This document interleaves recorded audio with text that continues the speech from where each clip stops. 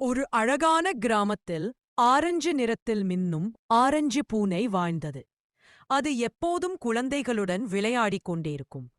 Orange பூனைக்கு ஒரே ஒரு ஆசை, கிராமத்தின் வெளியே இருக்கும் விண்மீன் காடு எப்படி இருக்கிறது என்பதை பார்க்க வேண்டும். ஆனால் அங்கே யாரும் போகக்கூடாது என்று பெரியோர் சொல்வார்கள். ஒரு நாள் ஆரஞ்சு பூனை தனது நண்பன் குழந்தை கோகுவுடன் பேசிக் கொண்டிருக்கும்போது காட்டிலிருந்து ஒரு ஒளிரும் நீல நிற பட்டாம்பூச்சி வந்து அவர்களை அழைக்கிறது. ஆர்வத்தால் ஆரஞ்சு பூனையும் கோகுவும் அந்த பட்டாம்பூச்சியை தொடர்ந்து காட்டுக்குள் செல்கிறார்கள். அங்கே மரங்கள் எல்லாம் பேசத் தொடங்குகின்றன. மரங்கள் சொல்கின்றன, விண்மீன் காடை காப்பாற்ற ஒரு சிறிய பூனையும் ஒரு தைரியமான குழந்தையும் தேவை.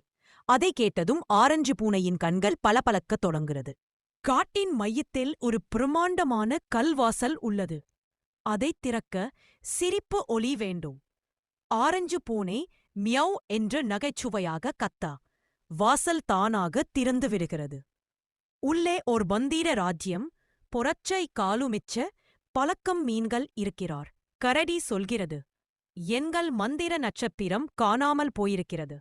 அதை இல்லாமல் ராஜ்யம் இருட்டாகிவிடும்.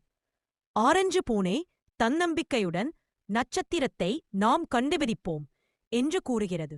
பாதையில் பேசும் கற்கள், பாடும் மலர்கள், ஓடும் ஒளிகள் அவர்களுக்கு நண்பர்களாக வந்து வழிகாட்டுகின்றன. மந்திர ஏரியின் அருகில் அவர்கள் ஒரு தந்திகமான குரங்கை சந்திக்கிறார்கள். குரங்கு சொல்கிறது, நட்சத்திரம் சிறப்பு மலை மேல் இருக்கிறது. பட் அதை எடுக்க ஒரு புதிர் தீர்க்க வேண்டும். ஆரஞ்சு பூனையும் கோகுவும் மலைக்குச் செல்கிறார்கள்.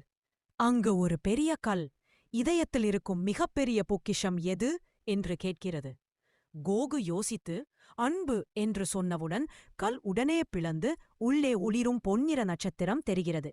ஆரஞ்சு பூனை குதித்து அந்த நட்சத்திரத்தை எடுக்கிறது. ஆனால் திடீரென காற்று வீசுகிறது. நட்சத்திரத்தை ஒரு இருண்ட நிழல் பறிக்க முயற்சிக்கிறது. ஆரஞ்சு பூனை துணிச்சலுடன் மியாவ் என்று பெரும் சத்தம் போடுகிறது. கோகு தனது கையில் உள்ள லாந்தர்னை உயர்த்தி ஒளியை பாய்ச்சுகிறான். நிழல் பயந்து ஓடிப்போகிறது. அவர்கள் நட்சத்திரத்தை கருங்குளம்பு கரடிக்கு கொடுக்கிறார்கள். முழு ராஜ்யமும் ஒளியால் பிரகாசிக்கிறது.